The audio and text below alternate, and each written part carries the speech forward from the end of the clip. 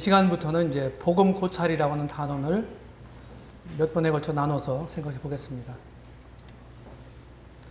이 단원은 사실은 이제 구도자에게 전해주는 내용은 아닙니다.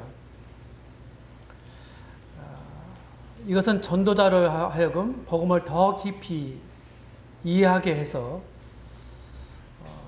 더 확신을 가지고 잘 복음을 설명하고 전할 수 있도록 하기 위함입니다. 자, 복음 관련 분별들은 한번 보겠습니다. 기독교 2000년의 역사 가운데서 수많은 사람들이 하나님의 쓰임을 받았습니다. 그 시대마다 그때 시대의 상황이 있었죠. 그리고 영적 환경이 계속 달라집니다. 그때마다 복음의 초점을 그때 주된 인식과 다르게 강조했기 때문에 큰 이슈가 되기도 했습니다. 이런 점들 한번 생각해 보겠습니다. 알버트 호우톤이라고 하는 분이 있습니다. 이분은 지금 전도출판사에서 발행된 소책자가 있어요. 복음에 관한 오해라는 책입니다. 거기에서 이제 발췌한 건데요. 믿다라고 하는 단어가 지니는 다소 광범위한 성격 때문에 사람들이 구원받는 믿음을 복음 안에 제시된 진리에 그저 정신적인으로 동의하는 활기가 없는 그런 것으로 여길 때가 많다. 이렇게 본 겁니다. 그래서 전도자가 구원받고 싶어 하는 사람에게 복음을 전하자가 그리스도께서 당신을 위해 죽으시고 다시 살아나신 것을 믿느냐? 라고 질문하면 그렇다. 믿는다. 이렇게 하면 이제 구원받았다. 이렇게 확신을 심어주려고 한다.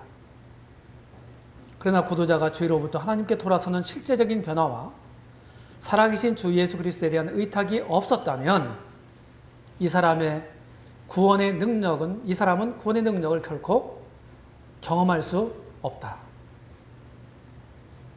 그래서 이 구도자는 이 경험에서 진정한 회심의 경험에서 몇 발자국 떨어져 있음에도 불구하고 구원받았다고 하는 잘못된 확신을 갖게 된다. 이렇게 본 겁니다. 많이 생각해야 합니다. 그 다음에 찰스 라이리의 분별을 좀 소개해 드리겠습니다. 찰스 라이리는 미국 텍사스에 있는 달라스 신학교의 교수였습니다. 지금도 이제 생존해 계신데 걸로 알고 있는데 상당히 연세가 많으신 노령으로 알고 있습니다. 라이리가 라이리 스터디 바이블을 레퍼런스 바이블을 만들었어요. 여기에 이제 뒤에 부록이 있는데 이제 그것을 좀 발췌한 것입니다. 구원은 단지 예수 그리스도의 믿음 위에서만 조건이 성립된다. 거의 200번 넘는 믿음 또는 혹은 이 신뢰는 신약에서 한 가지 조건으로 말한다. 구원받는 한 가지 조건, 믿음, 그리스도에 대한 신뢰 이런 겁니다. 그러니까 믿음만이 구원받는 유일한 길이다. 이렇게 말한 겁니다. 틀린 말이 아니죠. 그래서 믿음에 잘못 첨가된 것들, 이번 이렇게 봤어요. 믿음만이 구원받는 유일한 수단인데 여기에다가 앞에다가 뭐 회개를 붙인다든지 그 다음에 믿음 뒤에다가 주제권을 붙인다든지 침례를 붙인다든지 뭐 또 반드시 고백해야만 한다. 뭐 영적 기도를 반드시 해야 된다. 이런 식으로 이제 이런 것들을 덧붙이는 것을 경계시킨 겁니다. 성경은 믿음만으로 영생을 얻었다고 그러고 믿음으로 구원을 받았다고 그러고 믿음으로 죄사함을 얻었다고 그러고 이렇게 표현하고 있기 때문에 이런 단순한 표현 외에 다른 것들을 더 첨가시키면 문제다. 그것은 이렇게 본 겁니다. 자세한 내용은 나중에 제가 정리한 것으로 이제 해결이 될 거예요. 그 다음에 잔 메가드가 있습니다. 이분은 LA 근교에 있는 그레이스 커뮤니티 처치의 목회자십니다. 지금 이분도 연세가 많으신 걸로 알고 있는데 이분이 이제 이 복음주의 진영 안에 미국에 특별히 복음주의 진영 안에 있는 그런 상황을 잘 면밀하게 관찰을 했어요. 우리가 지금 생각하는 염려하는 믿는다고 하는 사람들이 복음을 믿는다고 구원받았다고 하는 사람들이 진짜 활기가 없고 변화가 없고 삶이 안 따라주고 그리고 믿는다고 하는 사람들이 엄청난 안 믿는 사람들 더 큰 죄악을 저질러 놓고서도 나는 구원받은 사람이다. 내가 이제 주님 앞에 이렇게 회개했기 때문에 고백했기 때문에 다 용서가 됐다 하면서 굉장히 철면피적인 이런 모습을 보면서 이게 문제가 있지 않나 이런 생각을 갖게 됐다고 합니다. 그래서 이제 신약성경 이 사복음서를 스터디를 시작했는데 문제는 그럼 예수님이 전한 복음이 뭐냐 하는 것에 초점을 맞췄던 겁니다. 그래서 그것을 연구한 결과를 책으로 구원 얻는 믿음이란 무엇인가 이렇게 제목으로 냈거든요. 한글로 번역이 되었어요. 근데 이번에 문제는 이제 회개가 빠져 있고 주제권이 강조되어 있지 않다 이렇게 본 겁니다. 그래서 이 복음은 오늘날 유행하는 복음은 죄인들로 하여금 그릇된 희망을 갖게 한다. 이 복음은 하나님께 반역하는 생활을 계속하면서도 영생을 얻을 수 있다고 약속한다. 이 복음은 예수님을 구주로 고백하도록 부추기는 반면에 주님이신 그분께 복종하는 것을 나중으로 미루게 한다. 육신의 죄를 즐기고 거룩한 삶을 저버리는 사람들에게 거짓된 안전을 보장한다. 결국 믿음과 신실성을 분리함으로써 지적인 동의가 전심으로 진리에 순종하는 것이라는 그릇된 인상을 심어준다. 이것은 분명 예수께서 선포하신 메시지와 다르다. 무엇보다도 복음을 완전하게 재검토하는 것이 필요하다. 따라서 우리는 신약성경 전체가 말하는 기본적인 사실인 예수님이 선포하신 복음으로 돌아가야 한다. 구원의 교리야말로 우리가 믿는 것에 기반이 된다. 먼저 복음을 올바로 전하지 않고서는 사람들에게 생명의 길을 확신 있게 제시할 수 없다. 이렇게 말했습니다. 그래서 이 소위 이 책을 통해서 이제 미국의 복음주의 진영에서 분열을 조장했다는 나쁜 말도 듣기도 하고 주제권 복음이다. 이렇게 해서 좋지 않은 의미로 사용하는 것입니다. 주제권 복음이라는 말이. 이런 이제 좀 비난을 받은 분들. 저는 그 실제 내용은 그런 게 아니라고 보는 겁니다. 그 다음에 윌리엄 맥도날드의 분별입니다. 미국 브래드린에서 90세를 넘도록 독신으로 섬긴 분이에요. 이분은 교회 리더 역할을 하지 않았습니다. 고사했어요. 오직 성경 교사로만 평생을 섬기신 분입니다. 그래서 84권의 저서를 남겼습니다.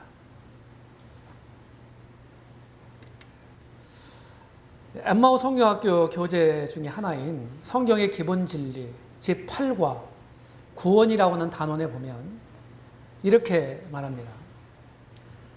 먼저 사람들이 구원받으려면 첫 번째, 회개해야 된다. 두 번째, 복음 즉 그리스도의 인격과 사역에 관한 하나님의 증거를 믿어야 한다.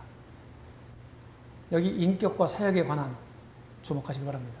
세 번째, 분명한 의지의 행동으로 주 예수 그리스도를 그 마음 가운데 구주로 믿고 이제 후로 자기 생애의 최고의 주인으로 모시는 굳은 결의를 해야 한다. 이러면서 영접기도 안내를 하고 있습니다. 그 교재에 뭐라고 되어 있냐면 주 예수님, 저는 죄인입니다. 그러나 그리스도께서 완성하신 일을 기억하며 저의 죄에 대한 불안에서 안심을 얻었습니다. 이제 후로 주님께서 나와 내 생애의 주인이 되어 주시옵소서. 예수님의 이름으로 구하옵나이다.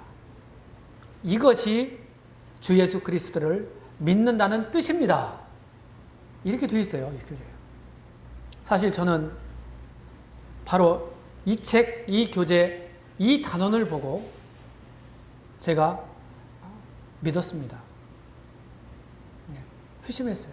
구원받았습니다. 이 견해들을 정리해보면 소위 주제권 복음은 구원받았다고 하는 사람들의 변화없는 삶에 대한 반동으로 시작됐습니다. 개혁이라는 게 무엇입니까? 개혁은 현실 상황을 볼 때 성경에서 멀어졌어요. 현실 상황을 보니까. 그래서 이 현실에 대한 반동으로 성경으로 돌아가자 하는 운동입니다. 이게 개혁이에요. 역사 가운데 있었던 모든 크고 작은 개혁 운동들이 전부 그런 모토로부터 시작됐습니다. 오늘날에도 우리 가운데서도 여전히 개혁이 필요한 겁니다. 성경으로 돌아가려고 하는,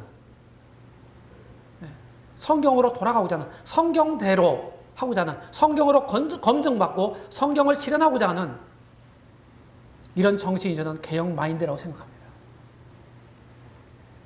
회개가 없는 믿음은 없습니다. 사람마다 좀 정도 차이는 있을 거예요. 내가 죄를 크게 그렇게 절절하게 깨닫지 못하고 절절하게 회개기도도 못하고 그랬는데 믿었단 말이에요. 그렇죠? 그런 다음에 믿기로 결정한 다음에 그런 죄들이 크게 부각이 됐다. 이렇게 고백하는 분들도 있어요. 사실일 수 있습니다. 이 구원의 역사는 획일적이질 않아요. 다양합니다. 성령의 역사는 다양한 것입니다. 그런데 제가 원리적으로 말씀드리는 거예요. 아프지도 않은 사람의 의사를 찾아가지 않습니다. 죄인이라고 여기지 않는 사람이 구조의 필요성을 느끼지 못합니다. 예수님을 믿을 필요성을 못 느끼죠. 저는 원리적으로 말씀드리는 거예요. 성경도 우리 주님이 회개하고 복음을 믿으라고 말씀하셨고, 사도 바울도 하나님께 대한 회개와 우리 주 예수 그리스도에 대한 믿음을 증거했다고 주옥했습니다. 주제권은 복음 안에 내포되어 있습니다. 더 자세히 설명을 드릴 겁니다. 그래서 성경에 나타나 있는 복음을 믿는 사람들은 주제권에 대한 분명한 인식과 결단이 있어야 된다. 그런데 그 확립은 신앙이 자라가면서 견고해진다. 이렇게 표현하겠습니다. 그러므로 우리가 복음을 전할 때 복음을 종합적으로 인식하고 분명하게 전해주는 것은 모든 전도자들의 책임이다. 전도자가 한쪽 면만을 알고 있는 분이라면 그것만 전할 거예요. 그러니까 결국은 시간 문제지, 결국은 변형된 복음이 될 겁니다. 그래서 회개라든지 그리고 로더십이라든지 이런 것들은 전부 큰 틀 안의 믿음이라는 범주 안에 포함되어 있는 거다. 이렇게 제가 말씀을 드리겠습니다. 현대 복음의 딜레마가 있습니다. 윌리엄 맥도날드가 쓴 짤막한 글입니다. 제가 읽어보겠습니다. 우리 시대의 전도의 특징은 놀랄만한 수의 회심자를 얻고 있다. 그러나 그들은 교회에 머물러 있지 않는다. 영혼 구원 기술 패키지가 사사나를 낳은 것이다. 그 문제를 몇 가지 살펴보자. 첫 번째, 전도 내용 중 회개에 대한 내용이 빠져있다. 죄에 대한 자각 없이 진정한 회심은 없다. 죄인이라는 것에 동의하는 것과 성령의 역사로 죄를 깊이 깨닫는 것은 분명 다르다. 두 번째 문제점, 전도 내용 중 예수 그리스도의 주되심이 빠져있다. 신약 성경은 구조보다 주되심이 우선적이요 강조적이다. 가볍게 동의함만이 아닌 그 의미를 바로 전해야 된다. 세 번째 문제점, 고도자가 예수님을 믿기로 선택하는 결정이 내리지기 전에 제자도와 관련된 말들을 감추는 경향이 있다. 너무 좋은 면만을 얘기한다는 거예요. 예수님은 결코 제자를 얻기 위해서 자신의 상처를 감춘 적이 없다. 복음 메시지에 사탕 발리만 하고 즐거운 면만 부각시키는 면이 있다. 이렇게 본 겁니다. 주님을 믿으면 핍박이 올 수도 있잖아요. 그렇죠? 어려움이 올 수도 있어요. 상대적으로 훨씬 더 곤경에 처했고 손해를 볼 수도 있습니다.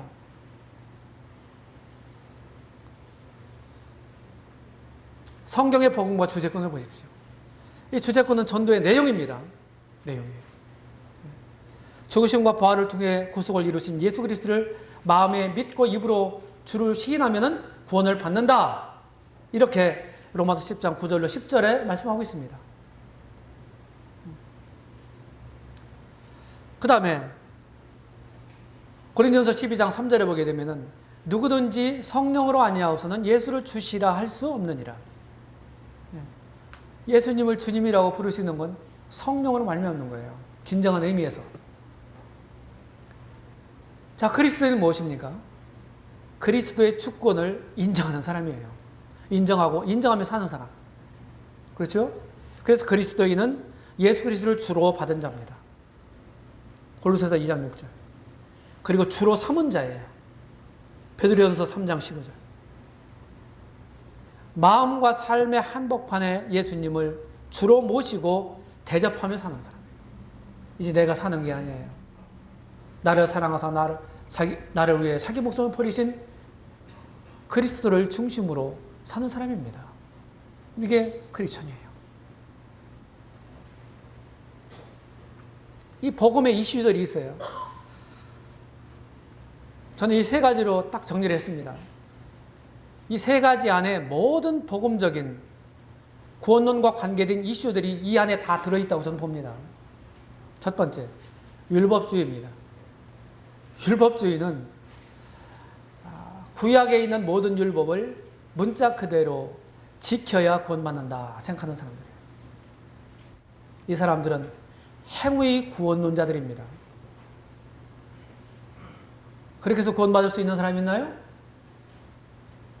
성경을 그분들은 어떻게 읽는지 모르겠습니다. 로마서 3장 20절에 의하면 율법의 행위로는 의롭다 하심을 얻을 육체가 없나니 율법으로는 죄를 깨달음이니라. 율법이 우리를 구원하는 능력을 갖고 있지 못해요. 다만 어떤 능력이 있어요? 죄를 깨닫게 하는 능력이 있다고 하는 거예요. 성경 그렇게 말하고 있습니다. 구약의 모든 모세를 통해서 주어진 율법과 특별히 십계명이요. 그리고 모든 제도들이 있죠. 제도라고 하는 것은 무엇입니까?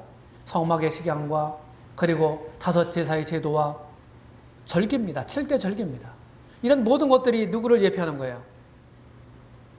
예수 그리스도를 예표하는 것입니다. 그건 그림이었어요. 모형이었습니다. 실체는 신약의 예수 그리스도예요. 이분만이 유일한 구원자가 되시는 겁니다. 구약의 그런 율법을 지킨다고 되는 게 아니죠. 언급할 가치가 별로 없는 것 같습니다. 율법주의는. 두 번째, 갈라디아주의가 있습니다. 갈라디아주의자는 갈라디아서를 생각하시면 돼요. 이미 말씀드린 것처럼 사도 바울이 1차 전도여행 때 남갈라디아 지역 지명을 들면 성경에 나와 있는 지명을 보면 사도행전 14장에 나오죠. 피시디 안디옥 맨 처음에 가죠. 거기서 또 어디로 가요? 이고니온으로 가죠. 거기서 핍박해서 거의 쫓겨나다시피 해서 디모데의 고향인 루스드라로 가죠. 그렇죠. 거기서 또 핍박을 당합니다. 그리고 그 인근의 더베로 갑니다. 그리고 돌아오는 길에 또 이렇게 거쳐서 와서 귀환합니다. 이게 사도 바울의 1차 전도 여행이에요. 오직 믿음으로 구원받는다. 예수 그리스도 소개했습니다. 사도행전 13장에 비시디 안디옥에서 설교한 내용이 나와요. 그렇게 해서 이제 이들이 참 믿고서 좋아했습니다. 그런데 아직 분명한 믿음, 회심하지 않은 유대교에서 유대교 사람들이 거기 와서 유대인 회당에 들려가지고 그 얘기를 듣고서 잘못된 거다. 그것만 아니야. 구약의 그 율법을 지켜야 돼. 이 믿음에다가 행위를 첨가시켰어요. 믿음 플러스 행위 이퀄 구원. 이런 등식으로 말한 겁니다. 이건 혼합주의입니다.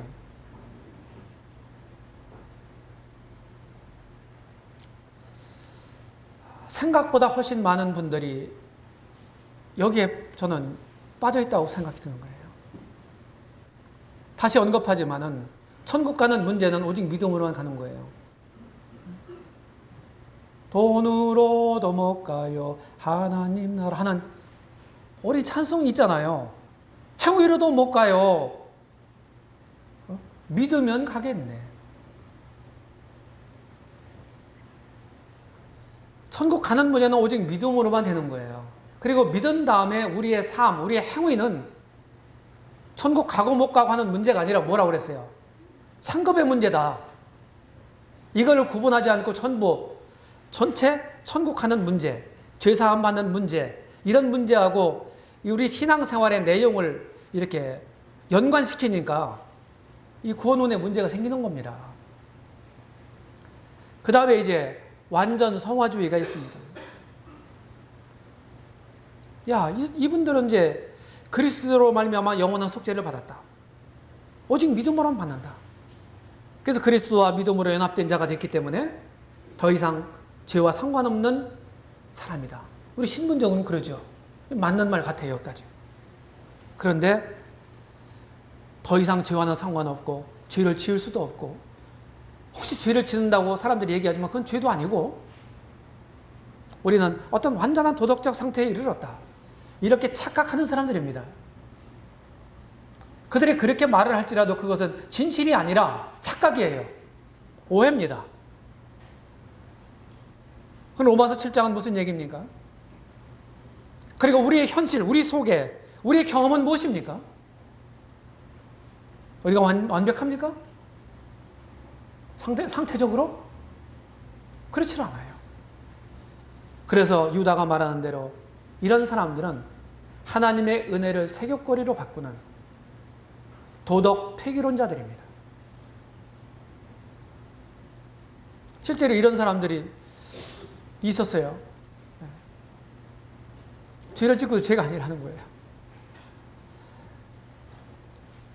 남의 감 나면 감을 따먹고 죄의식을 못 느낍니다. 잘못됐다고 생각지 않아. 이거 뭐 아버지 건데 아들이 따먹으면 무슨 상관이에요? 이거 문제 있는 거 아니에요? 이런 사람들이 있어요. 이런 사람들. 이 기독교계 안에. 그래서 제가 이렇게 표로 정리를 해봤습니다. 율법주의는 로마서 10장 3절 유대인과 똑같습니다. 로마 10장 3절에 보게 되면은 유대인들은, 불신 유대인들은요, 하나님의 의를 모르고 힘써 자기의 의를 세우려고 하는 사람들이었어요. 여기에 하나님의 의가 있고 자기의 의가 있습니다. 자기의 의는 뭡니까? 자기가 열심히 선하고 의롭고 거룩한 행위를 해서 얻는 의예요. 자기 노력입니다. 행위예요. 그런데 하나님의 의는 뭡니까? 하나님의 의는 예수 그리스도 안에 있는 의입니다. 그죠? 믿음으로 말미암는 의예요. 하나님의 의를 모르고 자기의 의를 세우려고 하는 사람들이에요. 이거는 사실은 성경이 말하고 있는 믿음을 떠나서 모든 여타 종교들의 논리예요. 모든 종교의 논리는 뭡니까? 원리는 행위 구원론입니다. 자기가 자기의 구주가 되는 겁니다. 그 다음에 갈라디아서 얘기했죠? 예, 갈라디아 3장 1절에 너희가 성령으로 시작했다가 행위로 마치겠냐? 그럴 수 없지 않느냐? 우리가 율법을, 믿는 사람들은 율법을 지켜서 되는 게 아니라 너희 속에 있는 성령을 따라 행하면 의롭고 거룩한 삶을 살 수가 있다. 바울이 이것을 언급하는 것입니다. 그 다음에 완전 성화주의는 하나님의 은혜를 세귑거로 바꾸는 사람. 유다서 1장 4절에 말씀하고 있죠. 이 사람들은 뭡니까? 믿음이 곧 행합니다. 자, 믿는 사람 참된 행위를 낳죠. 제가 이제 칭의론을 얘기를 하면서 행위로 의롭다움을 받는다 하는 것을 설명하면서 그 행함, 그렇게 그 표는 이미 믿음, 의롭다움을 받은 사람의 삶의 결과, 믿음의 그 결과를 말한다고 말씀을 드렸습니다. 사람이 보는 관점이라고 말씀드렸어요. 이거는 저는 이제 기독교 색깔을 가지고 있는 것 같지만은 기독교는 아닌 유사 기독교다. 그 다음에 이제 유사 복음주의라는 말은 이제 제가 한번 이렇게 만들어 봤는데요. 진짜 구원은, 회심은 믿음과 행위가 똑같다. 이렇게 주장하는 사람들이 있어요. 봐라, 성경 봐라. 믿는 사람은 분명한 행위가 있었고 행함이 있었다. 그 행함이 없는 건 죽은 믿음이라고 그랬다. 그러면서 이분들의 얘기는, 이분들이 들어서 얘기하는 것은 성경을 바르게 해석하질 않아요. 이 논리에다가 성경 말씀들을, 그럴듯한 말씀들을 갖다가 대입해서 생각하는 것입니다. 껴맞추기식으로 해서. 저는 이걸 사이비 구원론이라고 얘기합니다. 행위가 없는 신앙은 믿는다고 하는 것은 다 가짜예요. 그래서 새로 믿어야 합니다. 새로 구원받아야 돼요. 물론 우리 가운데 그런 문제가 있을 수 있어요. 문제가 실제적으로 있는 사람들이 있을 수 있습니다. 그런데 그런 획일적으로 그렇게 모든 사람이 적용하는 것은 잘못된 것입니다. 그래서는 성경적인 표현은 뭐냐? 회심, 구원은 뭐냐? 믿음은 참된 행위를 낳는다. 제가 이걸 안 했네요. 믿음과 행함은 믿음은 행위를 낳는다 하는 얘기거든요. 지금 요 화살표 표시가요. 여기가. 근데 이 사람들은 어떻게 합니까? 이게 아니라고 하는 거예요. 행함은 필요 없다 하는 거예요. 완전 성화주의. 그 다음에 이제 회심은 성경의 예언 말씀대로 회개하고 복음을 믿으라 그랬기 때문에 회개 플러스 믿음이다. 이렇게 표현할 수도 있습니다. 그렇죠? 그 표현해 보면은. 그 다음에 또 한 가지 표현을 제가 말씀을 드리면, 회심 및 구원은 회개와 믿음과 죄사함과 주제권과 순종과 이런 것들을 전부 뭡니까? 포함하는 것이다. 포함하는 것이다. 다시 정리해 드리면, 요거는 단순한 표현입니다. 오직 믿음으로 구원받는다 하는 표현은요, 성경이 말하고 있죠? 찰스 라이디가 말한 것처럼. 그렇죠? 그게 사실이에요. 성경이 말하는 바예요. 이건 단순한 표현이다. 제가 이렇게 표현하겠습니다. 그 다음에 회개하고 복음 믿으라 하는 말은 논리적 표현이다. 논리적 표현. 제가 이렇게 묘사하겠습니다. 그 다음에 구원 회심은 회개와 믿음과 죄사함과 주제권과 순종 이런 것들이 전부 포함되어 있는 말이다. 통합적 표현이다. 통합적 표현. 이렇게 제가 세 가지로 성경이 가르치고 있는 것들을 이렇게 세 가지로 제가 표현했습니다. 이게 다 같은 거예요. 요 기호가 뭡니까? 뭘 표시하는 거예요? 응? 합집합이에요. 합집합. 요걸 뒤집어 놓으면 교집합이고. 산수인가요? 수학인가요? 여기 나오는 겁니다. 자, 이번 시간은 여기까지 하겠습니다.